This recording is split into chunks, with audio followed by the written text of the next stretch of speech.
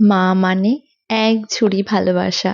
মা মানে মিষ্টি একটা ডাকনাম। সোনাই যবে থেকে মাদার্স ডে বিষয়গুলো একটু বুঝতে শিখেছে, প্রতি বছরই এই মাতৃদিবসের দিন ও নিজে হাতে কোনো না কোনো গিফট বানিয়ে আমাকে দেয়। এই বছরও তার অন্যথা হবে না জানতাম। তার জন্য আগে থেকেই ওদের জন্য কিছু গিফট আনিয়ে রেখেছিলাম। সোনাই এবং তাতাই দুজনেই এরকম ক্রিস্টাল ব্রেসলেট গুলো পরতে ভীষণ ভালোবাসে। তবে মেলা থেকে যতবার এরকম এনে দিয়েছি না, দুদিন পরেই ছিঁড়ে যেত। তাতাই কিন্তু ওর গিফট পেয়ে ভীষণ খুশি। চল এবার দেখা যাক সোনাই কিভাবে রিয়েক্ট করে। এদিকে আবার মেয়েটা সাইকেল থেকে পড়ে হাত মুচকে বসে আছে। কিন্তু ওকে গিফটটা দেওয়ার পরেই বাঁধলো এক ঝামেলা। ওর আবার তাতার গিফটটা বেশি পছন্দ হয়েছে। এই নিয়েই সবসময় আমার বাড়িতে একটা অশান্তি চলতেই থাকে।